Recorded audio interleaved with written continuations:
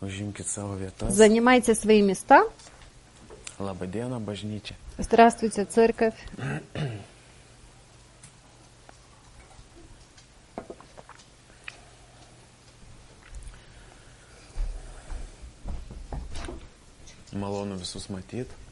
Приятно всех видеть.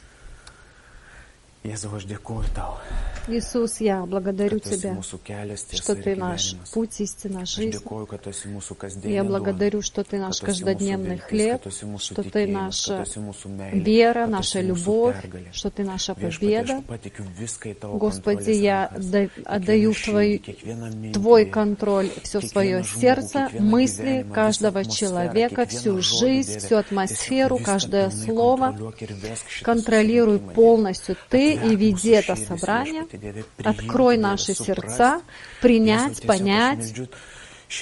Иисус, я просто молю Твоей мудрости, духа откровения, вслушивания, единства, открытых сердец принять Твое Слово.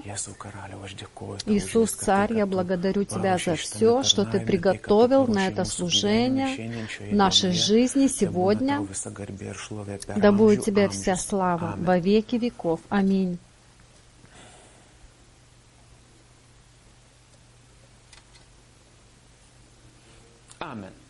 Аминь.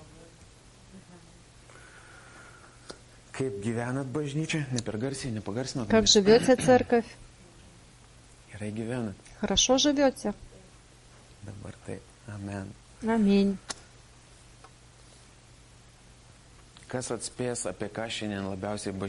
Кто угадает, о чем церковь сегодня будет рассуждать после собрания? Какие будут дискуссии самые горячие? Почему такой шрифт и такой цвет?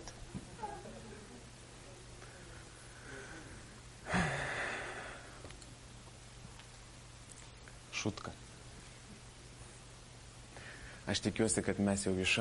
Я надеюсь, что мы уже выросли из таких вещей. Аминь. Это из моего сердца. Его имя Иисус. Воздайте Ему всю славу. Он Царь царей, Господь Господ нашей жизни. И Ему одному вся слава и честь. Что сегодня буду говорить, узнаю я сам, когда начну говорить. Я примерно чувствую, но что будет, я не знаю.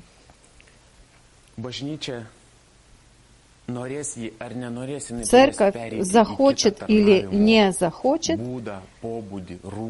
она перейдет на другой уровень служения. Бог говорит, не думайте, о чем вам говорить. Кто мы? Вот так, если выйдет. Кто мы? Такое название, если оно нужно. Очень скоро сам мир, он заставит нас самих, нам же самим поставить вопрос, кто мы, кто я в этом мире, что я здесь делаю, почему я здесь. Почему именно в этой нации, в этом городе? Почему я здесь? Кто я? Для чего? Зачем? Какая моя миссия? Какое мое принадлежность? Может, я вообще провожу время зря? Может, я просто так живу впустую? А может, нет. Аминь, и вся слава Иисусу. Очень скоро этот мир заставит нас очень серьезно посмотреть, кто мы на самом деле. Пересмотреть, найти себя в Библии, поверить в это, и не только знать об этом, но и быть им. Знать это мало, не хватает этого. Церковь, знать не хватает. И просто говорить тоже этого не хватает. нужно жить этим, дышать этим, быть этим, тем, кто ты есть. Тем, кто ты есть. Тем, как тебя видит Бог на этой земле. Мы много имеем миссий, задач, планов на этой земле, но имеем одну и главную миссию от Бога, и за которую мы дадим ответ перед Ним.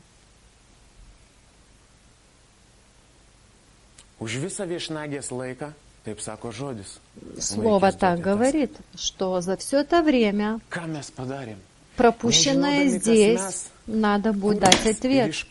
Не зная, кто мы, откуда мы не сможем сделать того, чего хочет от нас Бог. Если мы не поймем, кто мы, сколько времени займет наша миссия на этой земле, мы не сделаем того, чего хочет Бог от нас. Некоторые даже вообще не начинали, а некоторые уже давно живут в этом. Мы все разные, вера у нас разная, мы разные люди. И, между прочим, молитесь о прославлении, потому что компакт мне уже чуть-чуть надоел. Молитесь за прославителей, за левитов, которые положат свои жизни, чтобы здесь был бы звук царства. Не его звук, а звук Бога. Тот звук, который будет менять все. Разные вещи в наших сердцах. Не личное шоу, а мелодия неба, ангелов. И мы все вместе будем прославлять Его, как я желаю прославлять Его вместе с тем, что здесь будет. Я хочу присоединиться к этому прославлению, которое будет исходить из этого места, и которое уже приготовлено для этого. И мы все вместе будем прославлять, мы все вместе будем поднимать руки, откроем свои сердца, откроем свои уста, и все вместе будем прославлять. Его имя Иисус. Он достоин этого. Он достоин всей нашей жизни. Он не просит, но Он достоин. Он не требует, но Он достоин. Он не заставляет нас, Он очень сильно нас любит. Даже тогда, когда мы выбираем этот мир, даже тогда, когда мы возвращаемся к своим старым вещам, позная Его славу, Он не заставляет. Он просто каждый день открывает окно и ждет нас. Он просто каждый день ждет, когда в наши сердца придет откровение, кто мы, кто наш Отец, и что мы делаем здесь, на этой земле, от чего мы зависим, чем мы живем, что мы строим на этой земле. Вы знаете, что невозможно построить Царство Божьего на этой земле, не зная, кто ты. Мы можем знать теорию, практику, знать схемы, но это не работает, если ты не будешь тем, кем ты должен быть, если ты не будешь этим жить. Почему Израиль вышел перед филистимлянами, и одна личность, она издевалась 40 дней,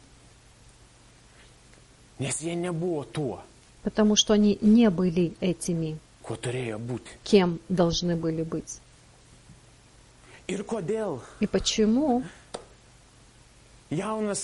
молодой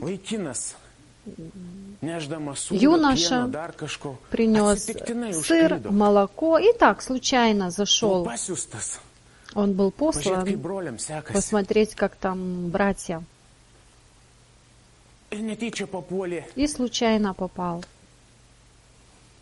в бой в эту битву. Никто его не звал, никто не планировал, никто его не готовил к этому. Он уже был подготовлен. Главное, что он знал, кто он. Кто он. Под каким именем он живет, с каким Богом он живет, и что может его Бог. Он знал очень близко своего Бога. Он жил со своим Богом. Это была просто его жизнью.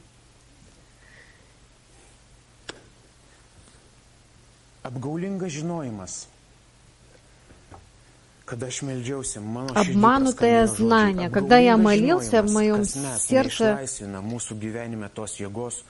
пришли эти слова, как бы обманутое знание. Оно не высвобождает в тебе то, кем ты являешься на самом деле, и не высвобождает эту силу, с которой ты должен ходить. Сатане хорошо, что мы знаем, но не живем этим. А это доказывает, что ты не тот, кем ты себя представляешь, потому что ты не живешь этим, потому что церковь не ты лично. Церковь не живет тем. Если мы каждый лично жили бы этим, ты возьми только себе с этого, что тебе надо.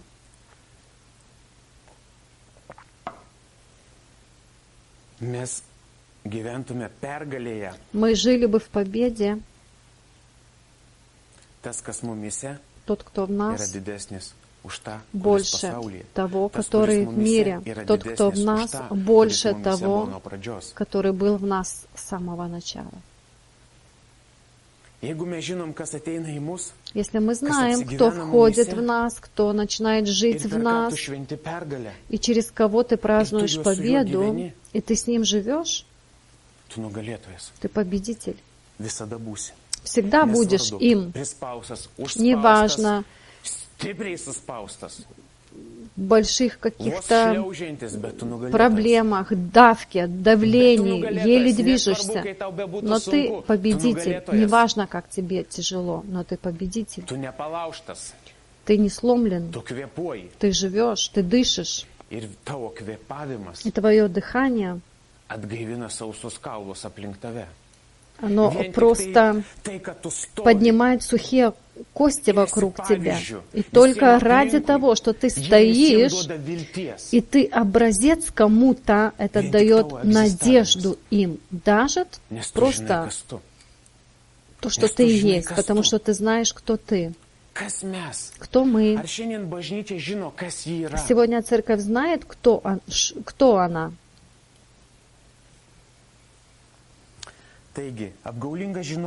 Итак, обманутое знание, кто мы, не высвобождает эту силу, в которой мы должны ходить. Мы должны знать, кто мы и как мы должны двигаться, но внутри нас нет ресурса. И единственный ресурс — это Дух Святой. Иисус говорит: «Я не оставлю вас одних, я пришлю вам учителя, который научит вас всему, напомнит вам все, что должно быть, произойти. Я вам даю меч, который острее всего. Я оставляю вам всю экипировку. Я иду впереди вас.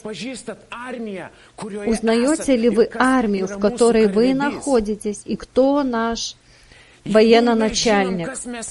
Если мы знаем, кто мы, почему сатана побеждает? Он просто кидает тебе вызов, он кидает вызов церкви, вызов христианам, и он побеждает.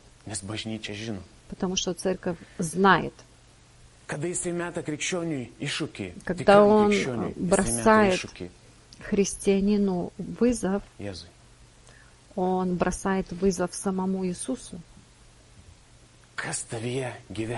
Кто в тебе живет? Как его имя? Вы знаете, что все демоны, бесы, когда встают перед нами, и когда они атакуют нас, они встают не перед нами, а перед Богом, который живет в нас, потому что мы лично Ему не интересны. Без Духа Святого мы для Него не опасны, и Ему вообще нечего тратить время на нас.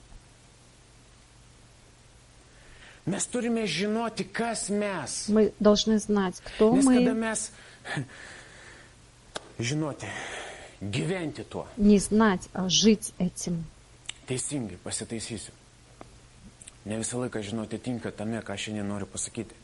И не всегда это слово «знать» есть это слово. Мы должны жить этим Богом, который есть в нас. И любая атака, присланная в нашу жизнь, она прислана не для тебя, не для твоего футляра, а для того, который живет в тебе, в твоем футляре. Церковь. Кто мы?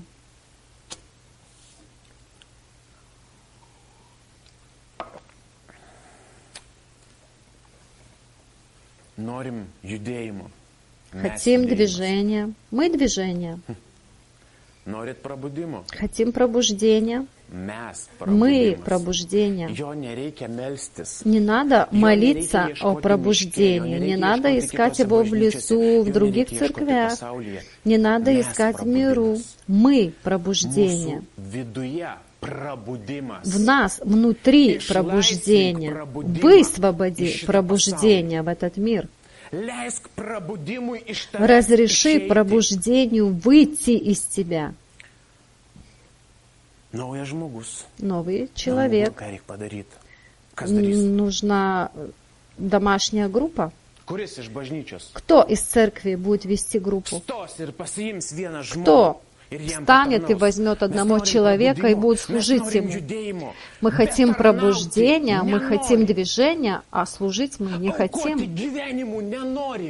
Жертвовать жизнью не хотим. Посмотрим на один образец Иисуса Христа. Он умер за каждого из нас лично. Он не думал, умереть, не умереть, служить или не служить. У нас нет другого выбора, церковь. Наша жизнь — служить и быть служителями, слугами, мыть ноги друг другу, заботиться друг о друге, взращивать. Если мы не можем позаботиться об одном, двух не будет. Бог не прибавит, пока мы не откроем свои сердца для служения всем. Он не приведет и не приложит, потому что нету работников, которые понимают, что они на этой земле временно, и что все эти заборы, дома, квартиры, то, что мы думаем оставить для наших детей, но мы не задумываемся, что мы должны просто оставить для своих детей Бога. Не земля, около озера 2 гектара. О чем мы говорили в прошлый раз. А кто расскажет, кто покажет, кто посеет в сердцах наших детей, кто такой Бог? Мы умрем, уйдем и оставим своих детей. Самое большое наше богатство без наследства, а все остальное моль съест. И ничего не останется, ни дома, ни забора, ни земли, ничего не останется. Останется только то, что вечно. Что я возьму с собой? То, что на мне будет одето. Дешевый костюм. Ну и кольцо, может быть, еще ставят.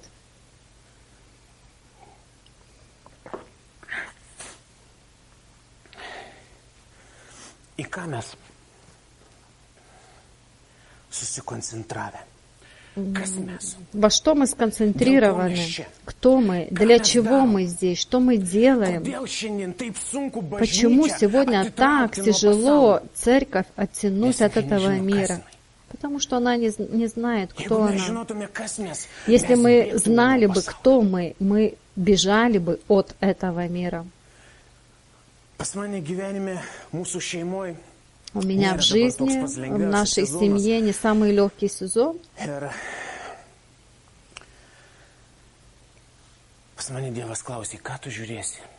И просто Бог меня спрашивает, на что ты будешь смотреть? Нужно и то, и то, и то, и нужно переезжать. А на что ты будешь смотреть? Когда работает мой разум, также работает и мое сердце, с которым работает сам Бог. И Он говорит мне, мой разум говорит, нужно и то, и то, и то. А Бог говорит, зачем? Для чего? Зачем это тебе нужно? И на что ты смотришь? Кому ты веришь, кому доверяешь, кому ты принадлежишь, от кого ты принадлежишь. Вот один удар в спину, я до сих пор еще не могу встать в норму. Вот только одно жало, и тебе уже ничего не нужно. Одно жало в спину, и уже не надо.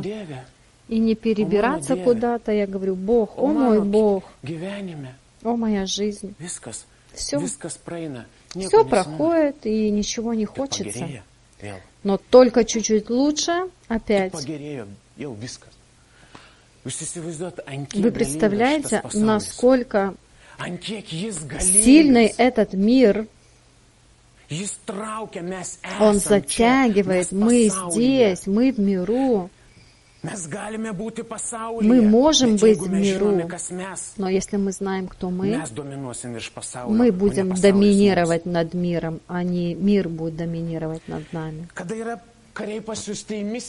Когда воинов посылают на миссию, у них есть конкретная задача. Генерал им дает задачу для 5-10. Вертолет их куда-то там выбрасывает на какую-то территорию. Есть у них задача, миссия, ее надо выполнить. И они не просто пропускают время, не говорят, ой, мужики, идем полежим на пляже. Нет. Это от них зависит жизни других людей, от их посвящения, от их команды, от их смерти на Гефсиманском саду, когда они вот это выбрали ради этой миссии. Они знают, что они могут не вернуться, что они могут потерять свои семьи в тот момент, когда они будут спасать других людей. Это просто пример из мира, который очень красиво отображает нас. И они не пропускают время зря. Они пришли, и команда работает. Если они не будут доверять друг другу, если они не будут не доверять спину своей команде, значит, это не команда, значит, я не имею с кем идти, я один не воин в поле. Кто мы? Как церковь, как христиане, кто мы? Что мы делаем на этой земле? Есть много чего. Если покопаться в интернете, но я скажу одно. Ничто не поможет, пока ты сам не начнешь лично искать Бога. Мы сами знаем, как можем строить, ломать. Но если мы не будем ни строить, ни ломать, это ничего не дает. Мы можем знать много, но если мы не будем этим, не будем жить этим, ничто нам не поможет. Но лучше много не знать и делать. Хоть мало, ну хоть помалу, ну хоть что-то. Не иметь супер откровений, а просто делать то, что тебе Бог открывает лично в твою жизнь. Ты не живешь чужой жизнью, чужой миссией, чужим «я». Кто ты? Кто ты? Какой твой Бог? Савл, какой твой Бог? Савл, какой твой Бог? Почему стоите здесь 40 суток? Почему издеваются над вами? Потому что вы не знаете своего Бога. Вы только представляете, что вы Его знаете. А приходит тот, который знает, кто Он и кто Его Бог. Разница. Что может сделать один, то не может сделать вся армия. Многие христиане могут знать о Иисусе, но хватает одного, который будет жить им. Просто аминь.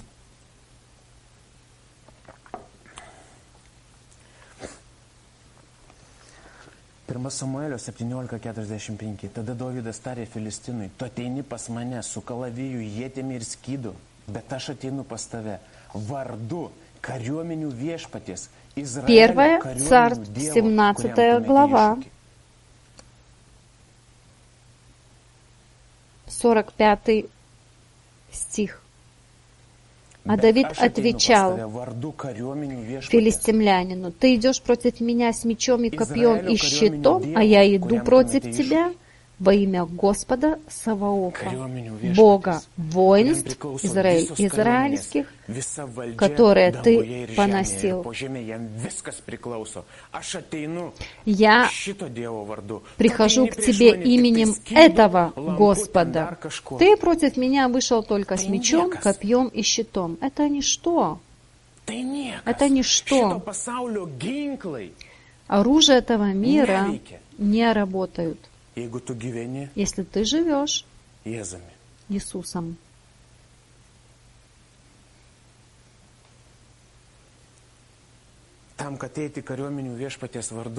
Но для того, чтобы вставать во имя Господа Саваофа, нужно договориться с Ним. Аминь. Я знаю, что Он где-то есть, там сидит высоко на небе. А может, Он спит сегодня, когда я буду воевать. Мы настолько должны быть близки с Богом. Сам мир, он заставит нас задуматься, кто мы. Потому что почти все шарлатаны, они делают намного больше, у них намного больше веры в сатану, чем у нас вера в Бога. Аминь, говорите громко, потому что они больше молятся, больше постятся, и жертвы у них побольше, и посвящения. Не найдешь такого посвящения даже у христиан.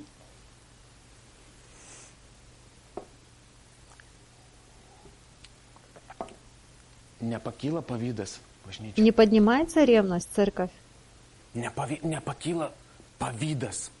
Это ревность. Просто начать жить Богом.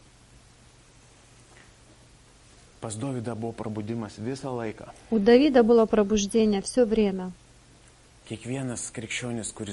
Каждый христианин, который имеет Духа Святого, я говорю, который имеет Духа Святого, он живет. Он должен жить в пробуждении. Кто начнет здесь молиться? Никто, если не мы сами. Кто начнет молиться, чтобы поменялась атмосфера в городе? Кто? Не чужие люди. Мы. В четверг была молитва. Но было очень много работы. Не мог.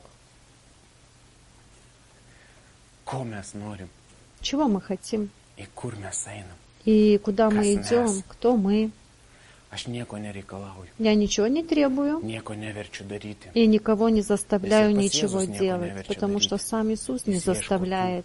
Он просто ищет тех, которые ищут Его, которые любят Его всем сердцем, всем разумом и всеми силами. Кого-нибудь Бог заставил делать что-то на этой земле? Нет. Его любовь нас заставляет, когда мы Его любим. Его любовь к Нему заставляет нас ответить Ему тем же самым. Просто дальше продолжать делать эту работу, которую Он делал на этой земле. Он хочет, жаждет, чтобы каждый был спасен. Церковь. Мы Его письмо. Мы те, которым дана возможность следить Его стопами на этой земле. Нам дано время, временная миссия на этой земле. И реально.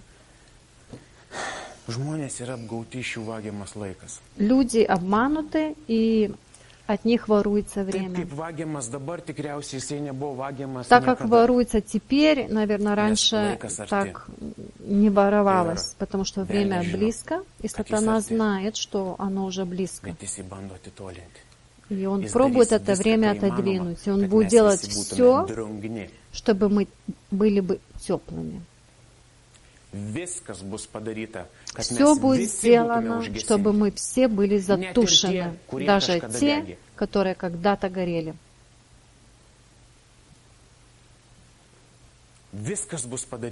Все будет сделано, чтобы нас остановить, чтобы не было, чтобы мы остались бы дома, чтобы мы не могли бы приехать, чтобы мы поссорились в семье, чтобы что-то случилось с детьми, чтобы у тебя не было бы желания, чтобы ты хотел бы остаться один дома. Он сделает все в нашей жизни, чтобы только не было силы в церкви. Но это зависит от нас.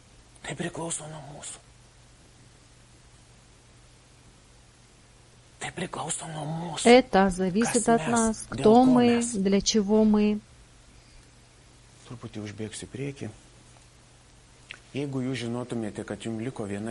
Если бы вы знали, что у вас остался один день в вашей жизни, это серьезный вопрос.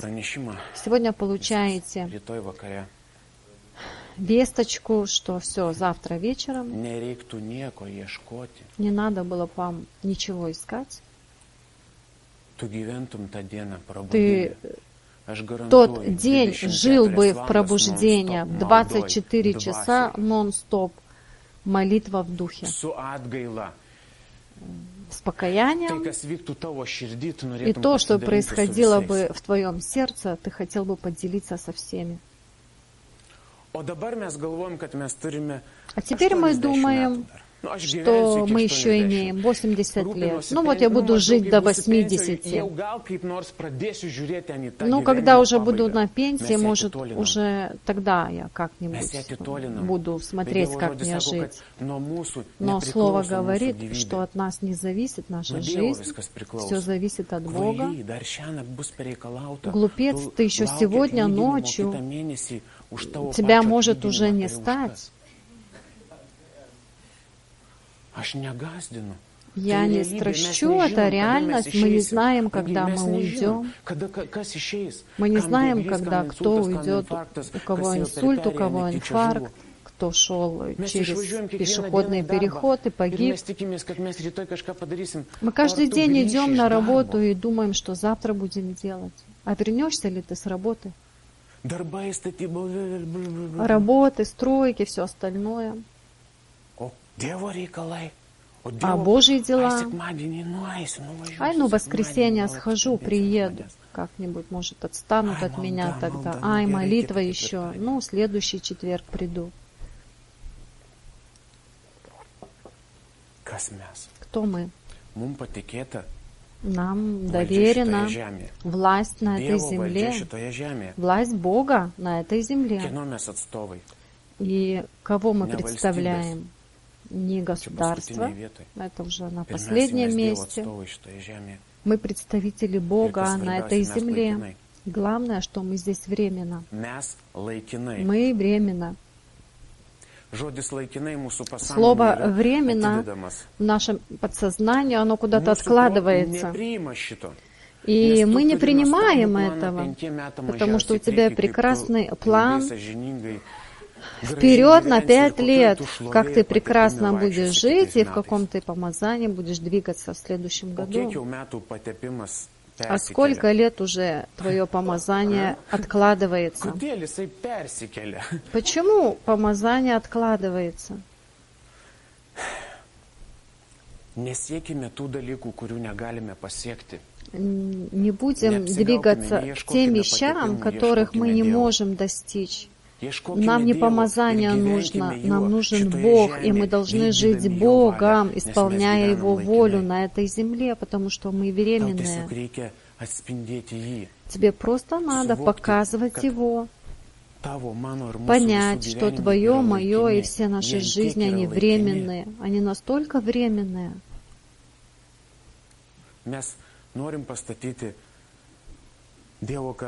Мы хотим построить царство на этой земле. И об этом очень много говорится. А где эти строители, которые заправят рукава и скажут: пастор, мы хотим строить? Пастор трубит, молитва, служение. Жизнь должна быть. Это должно стать нашей жизнью.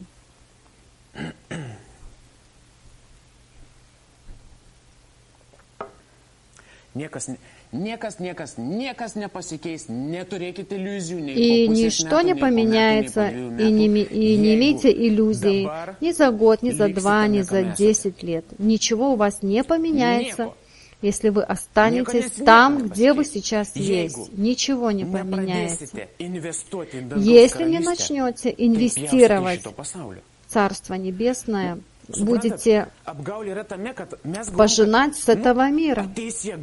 Обман в том, что придет сила, придет огонь, придет помазание, еще что-то. Начну двигаться в исцелениях, начну двигаться в Слове. Если ты живешь так же, как ты жил раньше, посмотри, что поменялось в твоей жизни за последние твоих 5 лет. Сколько времени для молитвы, сколько времени для чтения Библии. Я никому лично ничего не говорю. Просто проверь. Если у тебя что-то поменялось, я уважаю тебя и преклоняюсь перед тобой. Таких мало. Сколько у тебя возобновился разум? За 3-5 лет сделай ревизию, что поменялось. Если поменялось, слава Богу.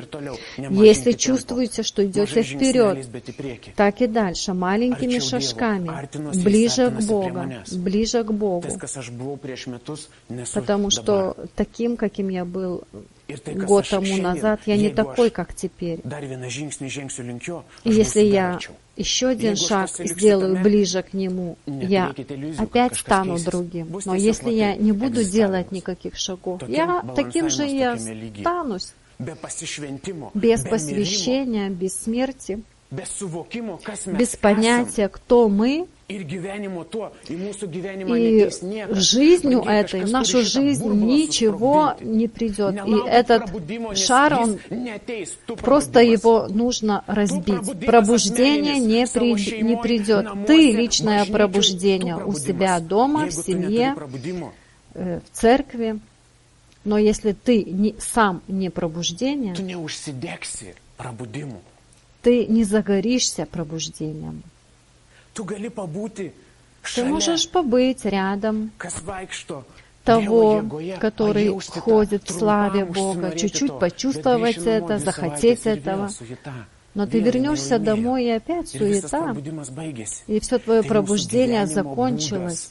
Это образ нашей жизни. Всю жизнь, не месяц, не два, всю жизнь. Мы ради чего-то на этой земле.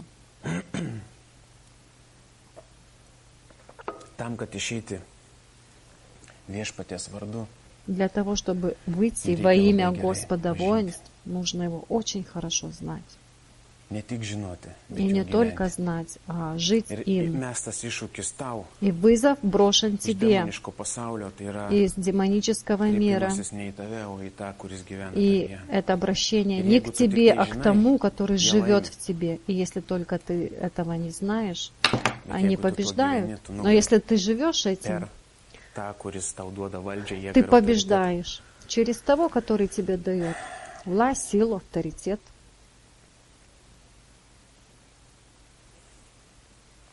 Сегодня не скажу ничего нового. Все знаем. Павел говорит Филиппийцам 3:1.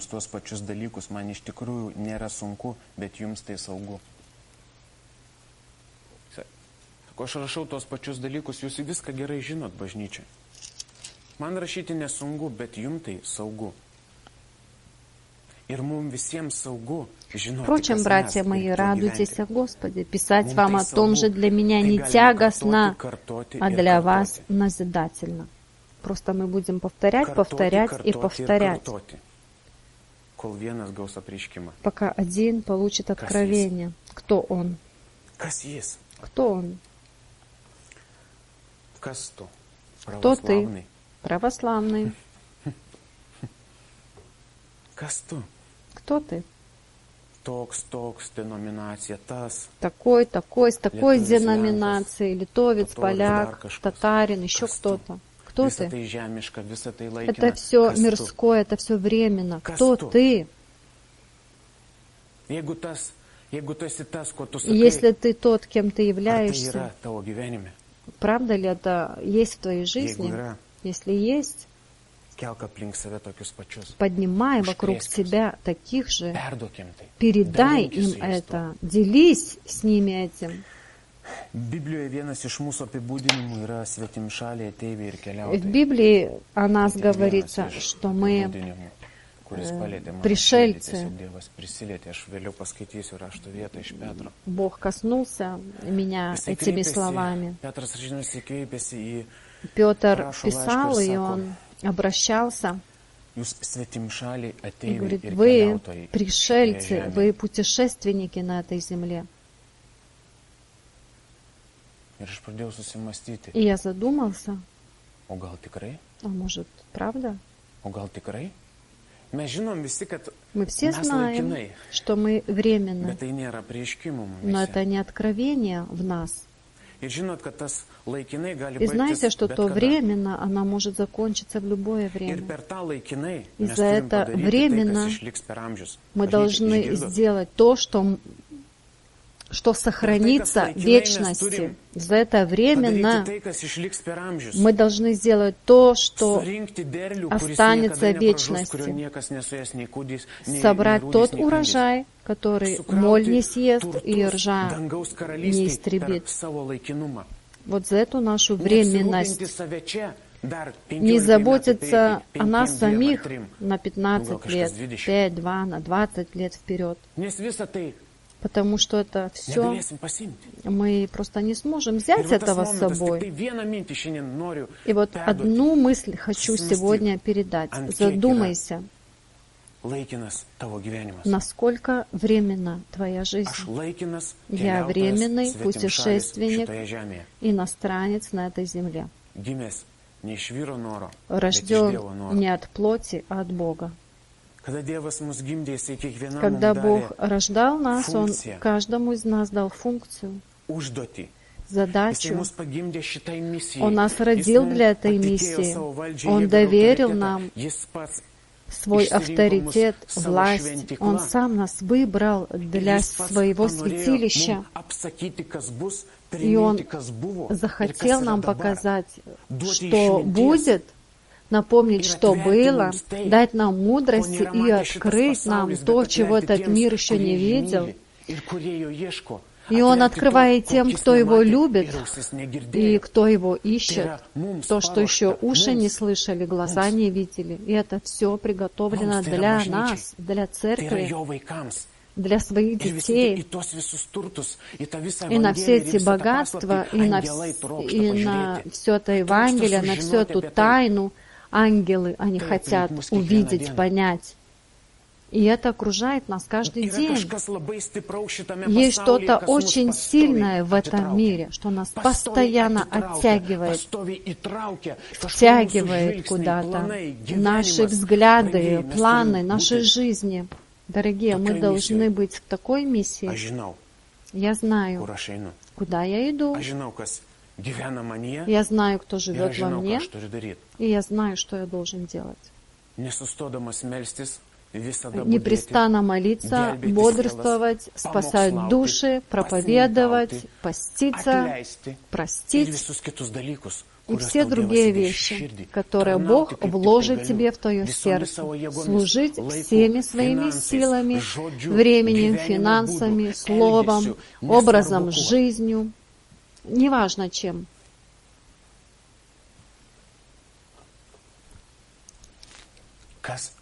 Кто мы?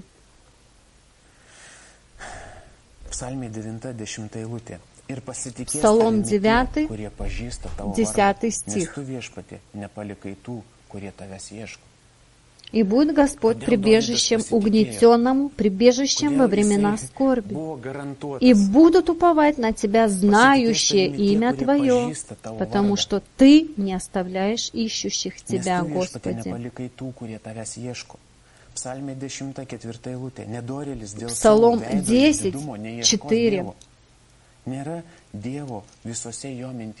Здесь будет 10:2. «Ибо вот нечестивые натянули лук, стрелу свою приложили к тетиве, чтобы во тьме стрелять в правых сердцем». И 5 стих. «Господь испытывает праведного, а нечестивого и любящего насилия ненавидит душа его».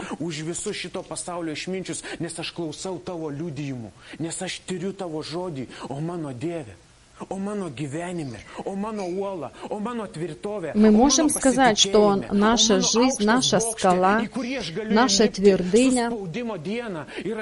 Правда ли Твой Бог, вот именно Твой Бог? Знаешь ли ты своего Бога? Ну, мы можем знать, но мы не делаем этого. Psalmė 11, 4-5 eilutė. Viešpats yra mano šventoje šventykloje. Viešpats sostas danguje. Jo akys stebi, jo akių vokai mėgina. Псалом 10, 4-5. «Господь во святом храме Своем, Господь, престол Его на небесах, очи Его зрят. Вежды Его испытывают сынов человеческих». Вы знаете, наша жизнь не какая-то случайная. И у Давида жизнь была не случайна, и Голиаф стоял не случайно. Он дал этот шанс Савлу. И вот на миссию вообще нечаянно приходит ребенок. И просто Бог испытывает его. Он не случайно, а для того, чтобы был бы прославлен Господь воинств, чтобы Его имя было прославлено. Именно для этого Давид был прислан на эту миссию. Как бы он что-то там принес, но нет. Богу нужен был тот, который пойдет во имя Его. И Бог его просто испробовал, и Он нас пробует каждого в любых ситуациях, в любых испытаниях. Они приходят в нашу жизнь, чтобы нас испытать. Просто кому мы доверяем, кому мы верим, потому что без веры угодить Богу невозможно. И Бог хороший Бог. И мы читали, радуйтесь и всегда радуйтесь, когда приходят испытания в вашу жизнь. Когда ты стоишь и чувствуешь, что ты стоишь в борьбе, радуйся. Когда тебе мир бросает вызов. Радуйся, потому что за этим стоит сам Бог. Кому ты будешь доверять, на кого ты будешь смотреть, кто ты.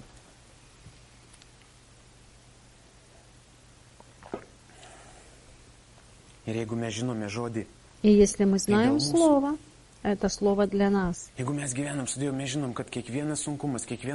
знаем, что любая битва, которая тебе кажется смертельной, она просто приготовлена для тебя, чтобы мы стали совершенными на этой земле,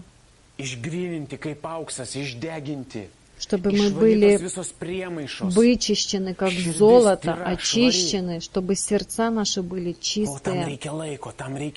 Для этого нужно времени, нужно испытать человека. Он смотрит за каждым из нас каждый день, и он нас испытывает, испытывает и испытывает. Он просто нас любит и испытывает. Дает шанс тебе в твоей жизни, чтобы был прославлен не ты, а Он. Он делает такие ситуации, чтобы вся слава была бы отдана только Ему, и чтобы ты увидел, что Бог есть в нашей жизни. Не для того, что нам плохо и мы терпим. Нет, Он за нас пострадал уже. А для того, чтобы он был бы испытан в любой ситуации, в любой борьбе. Потому что мы своими силами ничего сделать не можем, церковь. Итак, 1 Петра 2:11.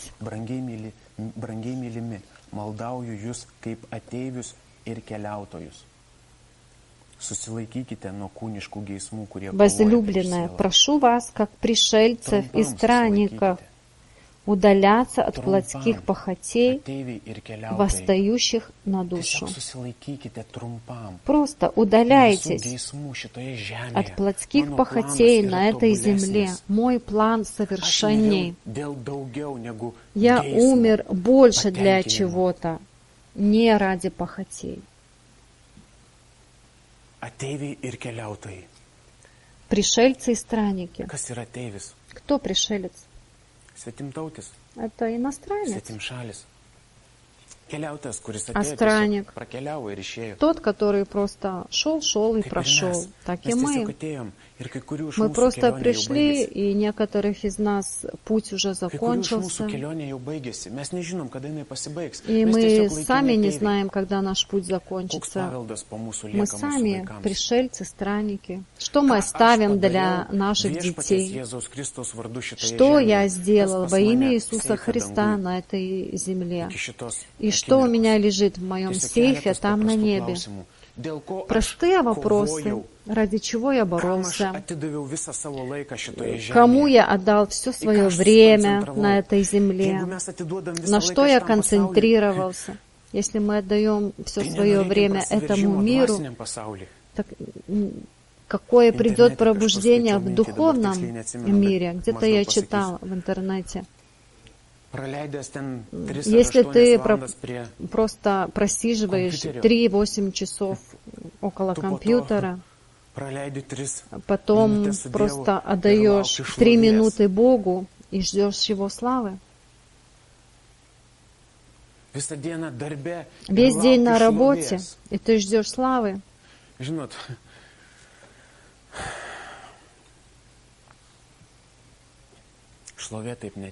Слава просто так не приходит.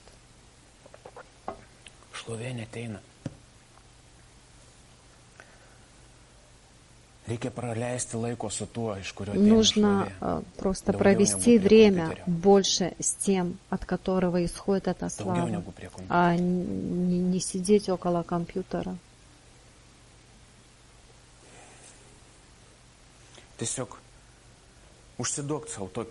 Просто задай себе такой момент перед тем, как заснуть, почитай Библию, а не посиди в Фейсбуке. В Фейсбуке все умные, у всех слава, и все знают. В Фейсбуке мертвые воскрешают. Аллилуйя, Ему слава. Все там происходит. И мы в этих иллюзиях думаем, что мы на волне, на той же волне, в той же славе. А что на самом деле есть в нашей жизни, настоящего? Если мы только странники на этой земле, почему мы так сильно привязываемся к земным вещам, как будто мы здесь будем жить вечно? И не поэтому ли Слово говорит, не соприкасайтесь с этим миром, обновляйтесь своим разумом и привязывайтесь к тому, что высоко на небе, а не то, что на земле. Это несколько стихов в Библии, которые подтверждают, кто мы здесь, на этой земле. Почему Слово говорит? Не соображайте с этим миром, потому что ты миссия, ты странник, ты временно, ты чужестранец. Когда воины присланы на миссию, они не могут заигрывать с местной фауной. Ай, выберем вот деревушку спокойную и будем жить, и оставим эту миссию. Нет, не заигрывайтесь, бодрствуйте, потому что в миру есть рыкающий лев, который ходит вокруг и хочет проглотить любого из нас. Не заигрывайтесь. А как тогда жить?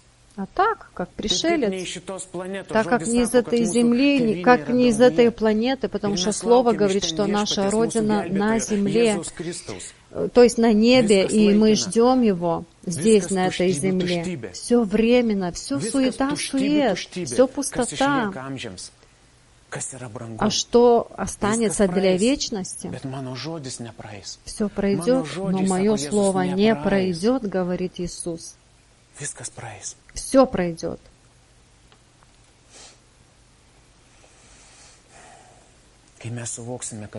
Когда мы осознаем, что мы пришельцы на этой земле, мы осознаем, что времени очень мало.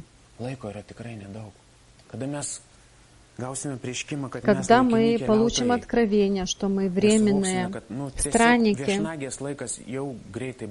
и что как бы это время гостеприимства уже закончится, что я могу сделать не для мира, а для Бога на этой земле? И здесь самая большая битва. Такая битва ради твоего времени. Я сам прохожу через эти вещи, я человек. Время надо вырвать. Ты просто должен отвоевать свое время. Отвоевать. Может, кое-кто не понимает, но большинство понимают, они живут в этом. Ты не представляешь, как проходит день. Утро, вечера, неделя, месяц, полгода, год. И год прошел, и ты год уже прошел. Утро, вечера. Вроде бы ничего не сделал, только что-то хотел для Бога сделать. А уже неделя прошла, и осталось только одно желание. Только одно желание. Хочу пробуждения, хочу того, хочу спасать души, но это просто желание. Только хочу послужить людям, я хотел бы. На домашку, хотел бы. Не просто хоти, а будь этим.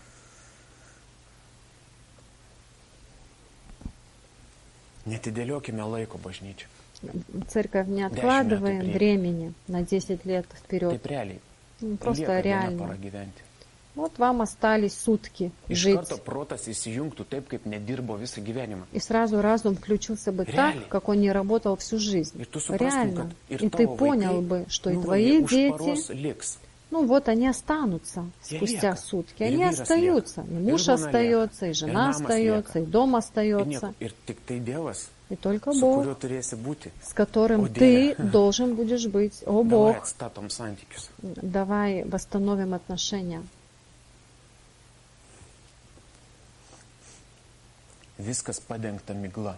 И все покрыто мглой. Ausys, užmerktos akys. Закрыты уши, закрыты глаза. Žiauri iliuzija. Просто какая-то сотворена иллюзия, что все хорошо. И еще в церкви слышим, с тобой будет все хорошо. Ты просто будь удачливым на этой земле.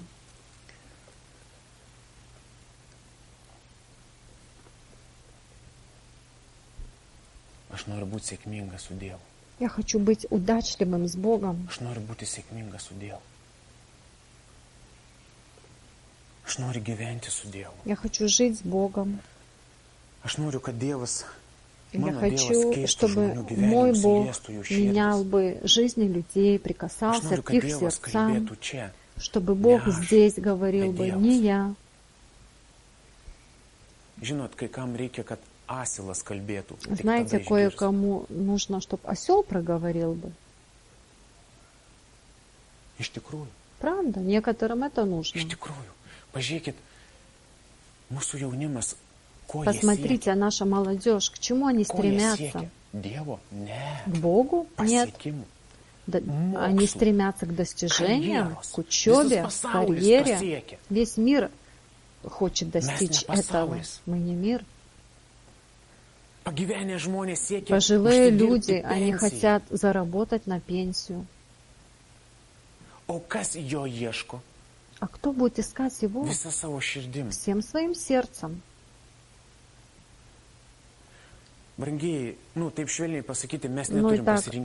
Мягко сказано, у нас нет выбора, как только умереть для себя и служить другим. Это наше призвание.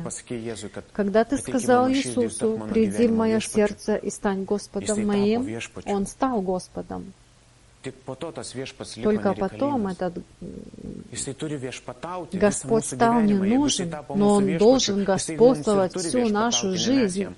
И Он должен господствовать, а не мы. Вот нужен пластырь. Бог, нужно то, то и это. О, сейчас уже хорошо.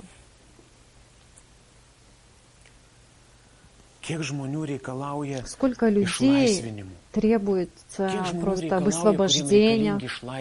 Им нужны освобождения, исцеления. Сколько людей нуждаются в восстановлении сердца, исцеления ран. И просто только демонов выгнать, этого мало. Нужно восстановить жизнь. Но для того, чтобы ты восстановил бы чью-то жизнь, ты должен свою жизнь отдать. Ты должен жертвовать. А главное, надо ли нам это? Мало. Я скажу, что, да, как бы, вроде бы хочется, но мало.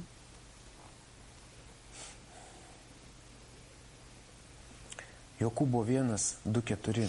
Якова 1:2-4. Žinodami, kad jūsų tikėjimo išbandymas gamina kantrybę. Bet tegul kantrybė turi savo tobulą darbą, kad jūs būtumėte tobuli ir pilnume nieko nestokojantis. Ir viskas tik tai dėl mūsų. С великой радостью принимайте, братья мои, когда впадаете в различные искушения, зная, что испытание вашей веры производит терпение. Терпение же должно иметь совершенное действие, чтобы вы были совершенны во всей полноте, без всякого недостатка. Знаете, легко нам не будет. Посмотрите на наших отцов Моисея, Авраама. Просто Бог, не будет искушать сверх ваших сил, где, кажется, там такие испытания, где разум не может вместить, как Авраам, он просто скитался со всеми своими палатками, со своими коровами, со стадом. Когда он сидел под деревом, молился, говорил: Бог, когда ты опять проговоришь ко мне? Сейчас у нас Дух Святой. А тогда Бог говорил прямо, но Он говорил только раз в 40 лет. И что за этих 40 лет? Как мне выдержать эту веру? Как мне двигаться? Ведь как бы нам надо верить так, как верили наши отцы. И посмотрим в Библии, нигде легко не было. И в этой жизни будет много испытаний и трудностей. Ты только как бы вылазишь из печи, и опять ты в печи. Ты как бы вылазишь из там трубы, и еще в уже трубе ты сидишь. И как бы ты говоришь: Бог, если не ты, я никогда не вылезу из этого. А Бог говорит: вылазь, вылазь. И Он вытаскивает тебя. И вот эти искушения, эти тяжести, испытания, они меняют одно другое. И ты потом видишь: Бог, я как-то после этих испытаний какой-то становлюсь другим. Ты что-то выдавил из моего сердца. После этой печи, после этого ада, который я прошел в своей жизни, какой-то живой вышел. А Бог говорит: это ради твоего терпения. Я просто взращиваю твое терпение, чтобы ты стал совершенным, чтобы ты стал совершенным на этой земле, потому что я скоро вернусь. Я не могу вернуться к несовершенству. Все, что вышло от меня, вернется ко мне. Но пройдет через эту временность, что называется нашей жизнью. И эта временность — это одно большое испытание. Пусть у вас не будет испытаний, что когда-нибудь станет легче. Вот уже вроде бы стало легче, а смотришь, и опять тяжелее. Но это не значит, что ты мертв. Это значит, что ты живее всех живых, потому что с тобой работает сам Бог, с твоим сердцем работает Бог. Это самое большое, что может сделать Бог с нами, это работа с нашим сердцем. Ничто и никто не поменяет ваше сердце. Тебе могут хирурги положить чье-то сердце, но понимание твоей внутренности не поменяет никто, только сам Бог. Мало было для тебя этой печи? Иди сюда. Печь, труба, печь, труба, опять печь. Газовая камера. И говоришь: Бог, я не могу. И новое творение. И все время через испытания, в которых мы будем доверять Богу. Бог нас, как бы, не просто так испытывает. Иосифа он не один раз испытывал, Моисея не один раз, Авраама не один раз. И сегодня каждого из нас Его Слово испытывает. Когда Бог проговорил Аврааму, чтобы он отдал бы своего сына, он его испытывал. Как бы, какая цена моего Авраама? Вот еще одна печь Авраама, и я увижу, какой ты. И когда надо выбирать между тем, что ты видишь, то, к чему ты привязан, то, чего ты ждал всю свою жизнь, то, что стало твоей мечтой, было твоей мечтой, стало реальностью, и как бы ты уже... Это то обещанное Богом, которое ты уже забыл, и вот здесь приходит твое избрание. Что ты выберешь? Или вот это слово от Бога, которое не поменяется, или Сына. Бог дал, Бог взял. Аминь. Как нам не хватает откровения Бога, кто Он, какой Он. Как нам не хватает познания Бога, кто Он. Мы очень много себе рисуем из своего разума, берем откуда-то, но нам лично очень не хватает личного откровения. Кто твой Бог, твой личный Бог? Какой Он? Кто ты через Него? Что Он может? Мы практически вообще Его не знаем. Мы говорим много о Нем, но знаем ли мы Его настолько, насколько мы говорим о Нем? Но будьте сильными, не опускайте руки, всегда верьте. Даже если ситуация невозможная, верьте, не сдавайтесь.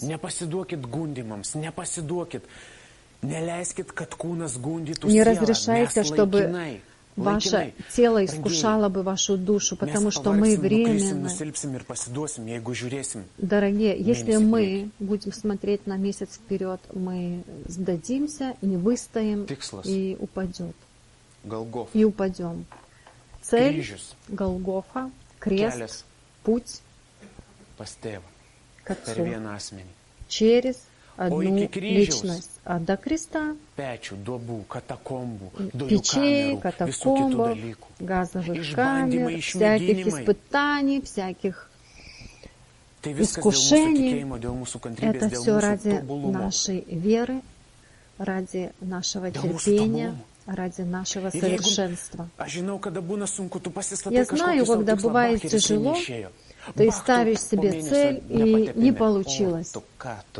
О, прошел месяц, и ты не в помазании.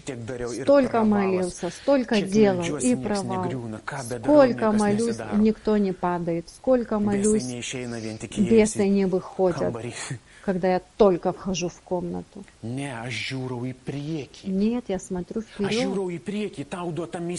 Тебе дана миссия. Твое время коротко, ты временный. Я смотрю вперед, как я закончу. Сколько раз я буду падать, мне скажут люди, но как я закончу свой бег? Павел говорит, я выдержал свою веру до конца. Свою веру до конца. Сколько мы, уходя, скажем, Бог, я выдержал свою веру до конца, я дошел до конца, неважно, сколько раз я падал. Он не считал, сколько раз ты падал, потому что Он знает, что мы все падем и не один раз. И будем противостоять этим Его испытаниям, но Он из-за любви Он просто тебя обложит такими ситуациями, что ты все равно попадешь в эту ситуацию. Просто посмотри на свою жизнь. Ты все равно попадал в такие ситуации. Это жизнь с Богом. Он нас не заставляет, Он просто красиво нас затягивает, формирует обстоятельствами. 2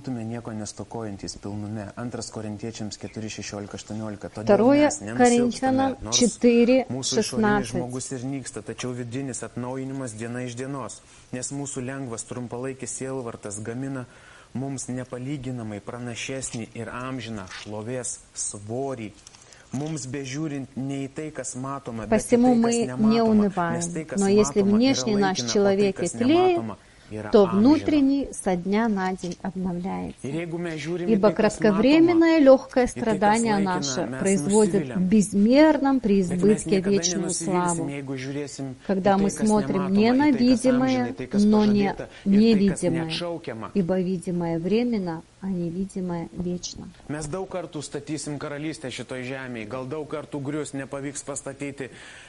Может, мы будем много раз строить царство здесь, на этой земле. Оно будет разрушаться, падать. Опять мы будем строить. Не получилось? Не опускай свои руки, не сдавайся. Это только начало в твоей жизни. Сконцентрируйся на небесные вещи, на небесные ресурсы. Просто не держись этого мира. Просто когда Дух Святой стал раскладывать все места Писания, Бог очень просто нежно говорит: зачем вам этот мир? Не соприкасайтесь с этим, с неверующим. Мы сами влазим в это, мы сами входим в это. Обновляйтесь всегда, ищите меня. Евреям 10:35-39. Евреям 10:35-39. Nes jums reikia kantrumo, kad įvykdę, klausykit Dievo valią, gautumėte, kas pažadėta. Итак, не оставляйте упования вашего, которому предстоит великое воздаяние. Терпение нужно вам, чтобы, исполнивши волю Божию, получить обещанное. Ибо еще немного, очень немного, и грядущий придет, и не умедлит. Если будем исполнять Его волю, мы получим то, что нам обещано. А что такое воля Божия в твоей жизни? Спрашивай у Бога. Это очень просто. Он мечтает, чтобы все были бы спасены. Праведный верою жив будет, а если кто поколеблется, не благоволит к тому душа моя. Мы же не исколеблившиеся на погибель, но стоим, веря ко спасению души. И Евреям 11:24. Верою Моисей, пришед в возраст, отказался называться сыном дочери фараоновой, и лучше захотел страдать с народом Божиим, нежели иметь временное греховное наслаждение. И поношение Христова почел большим для себя богатством, нежели египетское сокровище, ибо он взирал на воздаяние. Еще раз почитаем 26 стих. «И поношение Христова Моисей почел большим для себя богатством». Причем Моисей и Христос — это тайна, в которой он жил. Бог тот же, вчера, сегодня и во веки веков.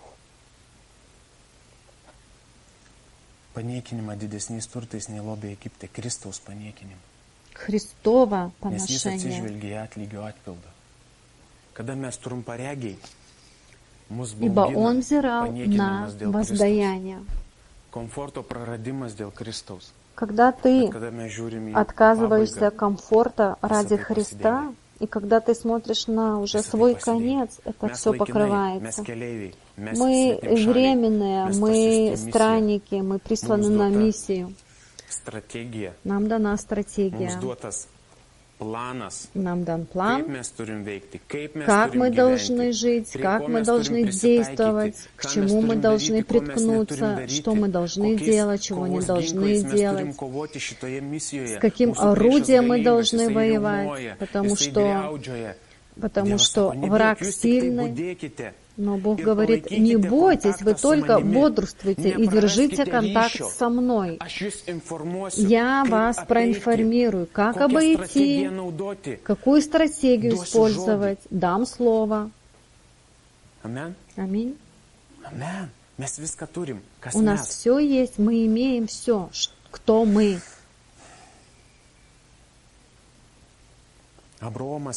visi mūsų tėvai, И все наши отцы, Авраам, они верили tuo pažadėtų miestų. этим, они верили обещанным Ir tai nebuvo žemiška городом, tėvynė, nes jie galėtų обещанной galėję родиной. grįžti į tą tėvynę. Но Jie это tikėjo была ta не tėvynė, земная tuo miestu, родина, kurį в Dievas которую они pažadėjo могли mums вернуться, visiems. но это та Apreiškimo родина, 21. которую он... 1:5. Откровение 1, 22, Paskaitykit. Dangiška Jeruzalė. 21, про небесный Tai mūsų Иерусалим. amžina buveinė. Это для нас, Per это amžių наша amžius. вечная обитель во веки веков. Žemė praeis. Земля Viskas ištirps. пройдет, все пройдет.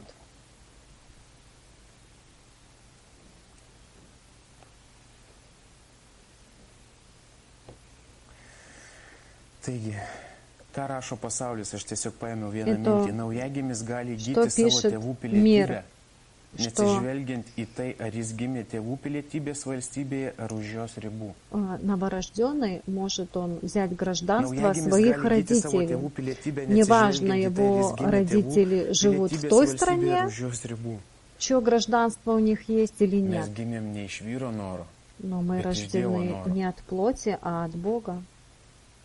Iš Dievo gimėm šitoje Мы žemėje. родились от И Бога nesvarbu, на ar tu этой Afrikoje земле. gimei, И ar tu неважно, ты Lietuvoje, ar tu родился в Amerikoje, Африке, ar tu в Vokietijoje. Америке, в Литве, в Tu gimei iš Германии. Dievo. Ты родился от Бога. Paštalų darbuose parašyta В Деяниях написано 17:26, padarė visas žmonių tautas 28. žemės paviršiaus ir nustatė anksčiau paskirtus laikus ir jo būsto ribas, kad jie ieškotų viešpaties. Gal jie apčiuoptų jį ir jį atrastų, nors jis nėra toli nuo kiekvieno iš mūsų, nes jame mes gyvename ir judame ir turime savo būtį, kaip ir kai kurie iš jūsų pačių poetų yra pasakę, nes mes taipogi esame jo palikuonys. От одной крови Он произвел весь род человеческий для обитания по всему лицу земли, назначив предопределенные времена и пределы их обитанию, дабы они искали Бога, не ощутят ли Его и не найдут ли, хотя Он и недалеко от каждого из нас, ибо мы им живем и движемся и существуем, как и некоторые из ваших стихотворцев говорили, мы Его и род. Куда нам вкладывать все свои ресурсы, все свои силы? В Бога, в самого Бога. Кто хочет видеть церковь, Его силе и славы? Но надо к этому приложиться.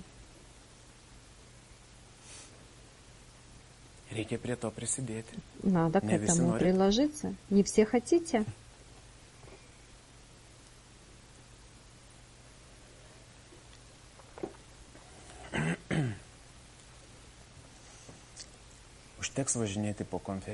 Хватит уже ездить по конференциям и жить от одной до другой.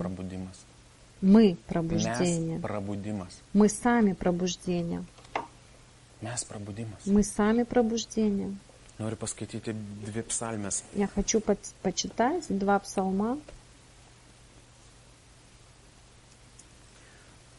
Apie mūsų miestą, 87 psalmė. О нашем городе, 87 псалом. Viešpats myli Siono vartus labiau už visas Jokūbo buveinės. Už visas Jokūbo buveinas jis labiau myli Siono vartus. Šlovingi dalykai kalbame apie tave, o Dievo mieste.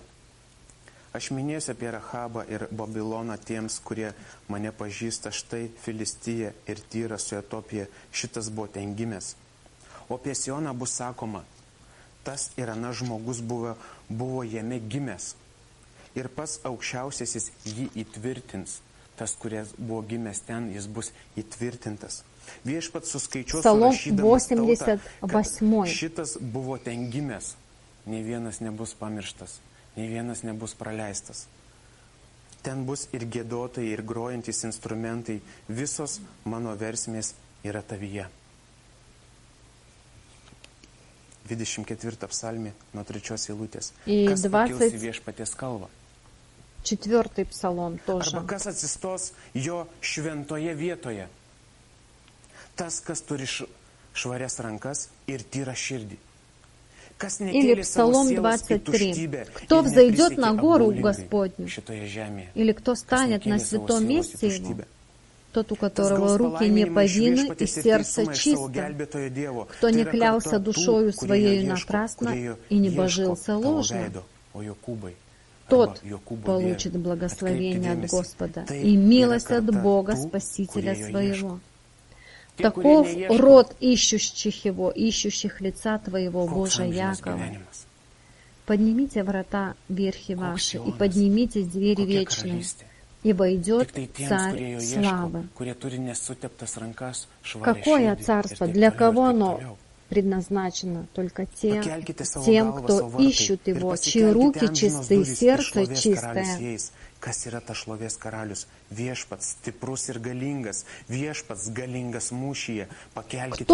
сей Царь славы? Господь крепкий, сильный, Господь сильный в брани. Поднимите врата, верхи ваши, и поднимитесь, двери вечные, и войдет Царь славы. Кто сей Царь славы? Господь сил, Он Царь славы. Знаем ли мы Бога воинств, во имя кого Давид шел в борьбу? Мы познали лично своего Бога в своих личных битвах. Для кого-то вечная жизнь на небе, а для кого вечный ад.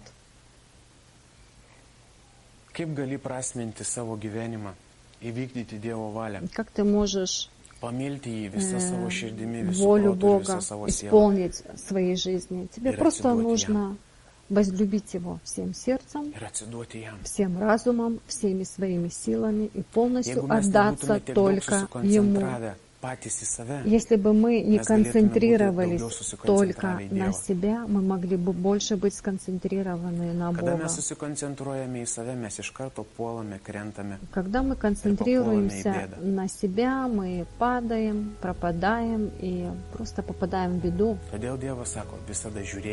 Поэтому Бог говорит: всегда смотрите на Меня, следуйте за Мной, ищите Меня, слушайте Меня. Живите Мной, делите жизнью,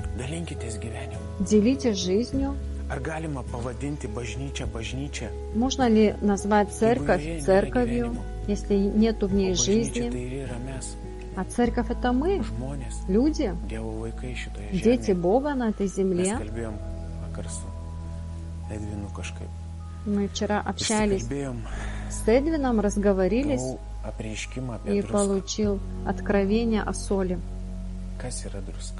Что такое соль? Слово Бога говорит, что мы соль этому миру. Аминь. Это только одно из откровений. И когда здесь стоит соль, или в любом другом месте, когда соль говорит, если есть рана, и соль попадает на эту рану грызет, как бы солью все нормально, просто в ней есть эта соленость. Если раны нету, соль не будет грызть. Просто на кожу можете сколько хотите насыпать соли. Все нормально. И если эта соль не становится соленой, а церковь — это одна большая рана, и ее не грызет, тогда эту соль нужно выкинуть. Ее надо выкинуть вон. И люди могут ходить по этой соли, топтать ее. Если ты соль, когда ты будешь говорить, кому-то будет больно. Потому что у нас у всех есть раны. Соль сама по себе, она неплохая, она просто делает свою функцию. Нравится ли кошке, когда мы гладим ее против шерсти? Нет. И соль у раны не спрашивает, грызть мне тебя или нет. Соль, она просто делает то, что она должна делать. И Бог говорит, если соль не станет соленой, она уже ни для чего не годится. А я говорю, Бог, а я еще для чего-то нужен? Я грызу еще кого-то или нет? Это для меня еще доказательство, что есть еще этой соли. Если соль, она потеряет свою соленость, если мы потеряем Духа Святого, если мы потеряем послушание, общение с Богом, и наше слово, оно будет пустым, не будет менять их жизни, не будет касаться сердец, не будет грызть эти раны, это все будет впустую. Это одно из откровений, которое я получил просто при общении. Мы должны быть солью. И проверить мы можем, когда мы открываем свои уста, и тогда будет понятно, ты соль или нет. Или можем по-другому сказать, ты заноза или нет, это тоже хорошо. Если ты кому-то там делаешь дискомфорт, это хорошо. Не человеку. Все люди хорошие. Аминь.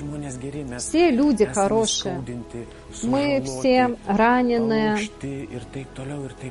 И у нас очень много всяких ран. И только Бог может излечить эти раны, исцелить их.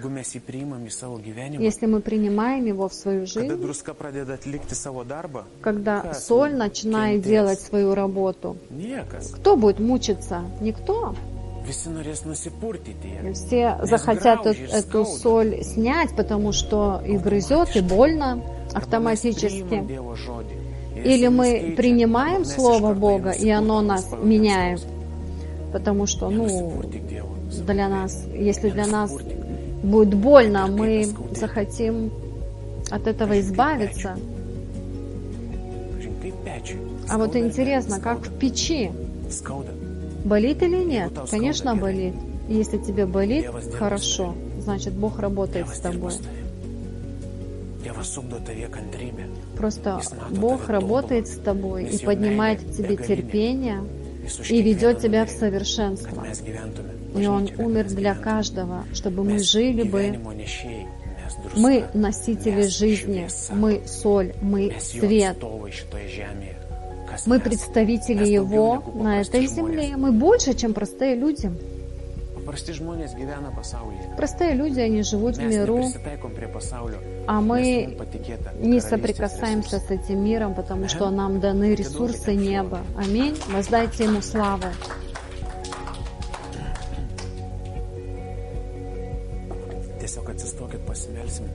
Просто встанем все, помолимся. Иисус, я благодарю Тебя. Боже, мы благодарим Тебя. Нету другого имени на этой земле, как только имя Иисуса Христа. И Твоим именем мы можем быть спасены. Только Твоим именем мы можем быть спасены. И Тебе вся слава во веки веков. Я благодарю Тебя, Господь, за это время милости, благодати, когда я начинаю понимать Твою совершенную любовь, познать до конца ее будет невозможно, всю вечность невозможно будет распознать Твою любовь и совершенство. Я благодарю, что Ты хоть как-то нам чуть-чуть показываешь, открываешь, даешь нам откровения в наши сердца, кто мы, для чего мы, какая короткая наша жизнь. Он как пар, он как, когда солнце поднимается, пар исчезает, так и жизнь человека, она начинается и заканчивается. Я просто молю, Бог, приди в наши сердца, коснись нас, проговори каждому лично, каждому из нас лично, на кого мы должны смотреть, куда мы должны сконцентрироваться, к чему мы должны стремиться, кто мы в Тебе. чьи мы представители, чьи мы дети, чья мы невеста. Бог, открой нам, что такое мир. Открой, какой враг этот мир и как нам с ним бороться, как противостоять ему. Я молю, дай каждому сил здесь, на этом месте, в этой церкви, вставать, идти до конца. Утверди каждого. Не важно, что наши силы заканчиваются. Твои силы не заканчиваются. И просто взрасти эту церковь, чтобы она научилась дождаться Тебя. И просто начали бы парить, как орлы, чтобы они познали бы, чтобы мы все познали бы Твою силу, силу воинства, эту силу, данную нам на этой земле. Бог, я благодарю Тебя. Я благодарю Тебя за молодежь, за это поколение, за всех, кто Тебя не знает, за каждую неспасенную душу, чтобы она была спасена, за сердца молодежи,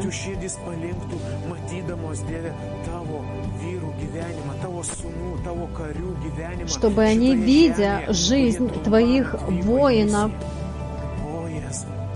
стремились бы к Тебе, чтобы они знали бы, что они, для чего они здесь, как они должны прожить эту миссию, чтобы достичь победы в своей жизни. Боже, я благодарю Тебя за Твою благодать, за Твое ведение, за Твое откровение, за каждое собрание, чтобы мы соединились в молитве, в собраниях, в служениях, чтобы была высвобождена вся слава и честь Тебе, чтобы поднялись бы горячие молитвы к Тебе, которая много может сделать на этой земле, в этом городе, в этой нации. Я молюсь, Господь, чтобы пришло это единство, полное понятие тела. Аллилуйя. Иисус, я благодарю Тебя. Я благодарю Тебя. Просто, Господь, ответь на любую нужду, чтобы нам не надо было бы думать о них. Научи нас доверять и верить Тебе. Не сомневаться, а во всех трудностях выходить победителями. Аллилуйя. Аллилуйя. Воздай Ему всю славу. Воздай Ему всю славу. Аминь. Обними своего соседа.